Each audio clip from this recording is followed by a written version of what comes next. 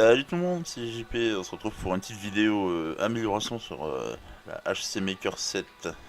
Donc là j'ai commencé par le plateau. Les ressorts sont trop courts en fait et ça fait que le plateau vibre. Et ça gêne également pour le réglage du plateau parce que c'est un peu trop mou en fait. Parce que là c'est un plateau de 30 par 30, c'est un peu plus compliqué à régler qu'un plateau de 220 par 220. Surtout que là avec leur système de chariot minuscule c'est légèrement compliqué.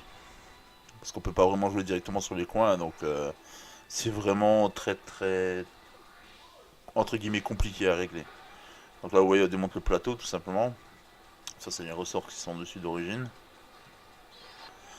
Et ces ressorts là on va les remplacer par un ressort standard de plateau pour imprimante 3D. Vous voyez ils sont plus longs et ils sont pas beaucoup plus durs, hein.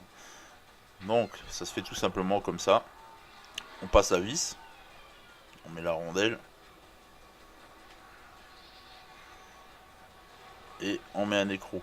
Comme ça permet de bloquer la vis et ça évite d'avoir à enlever le plateau à chaque fois qu'on veut faire un réglage. Donc c'est assez important comme amélioration. Donc là c'est un tout petit peu, pas comme une brute, hein. Là j'ai serré juste en tenant avec le doigt de l'autre côté, on va dire un quart de tour pour éviter que la vis ne bouge. Là elles sont bien fixées, elles bougent pas et elles retombent exactement dans les trous d'origine du chariot pour le plateau. Donc là on peut voir ce que ça donne avec le ressort dessus, vous voyez c'est beaucoup mieux, c'est plus long. Et c'est beaucoup plus stable, donc ça limite grandement les vibrations sur le côté des pièces. Donc là on procède au remontage normal. Là je vais devoir imprimer des écrous pour les papillons. Comme c'est des vis de 4 mm, il faut que je les imprime parce que j'avais du 3 mm qui était prêt en molette on va dire. Mais comme c'est du 4, bah, il faut que je les réimprime. Il faut que je les imprime tout simplement.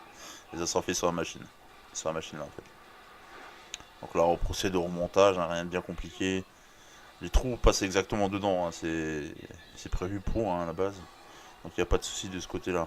Et donc une fois que vous avez fait cette amélioration là, franchement vous remarquerez la différence entre réglage avant et après. Parce que quand j'ai reçu la machine en fait les papillons étaient desserrés. Et puis bah du coup bah, le plateau bougeait dans tous les sens.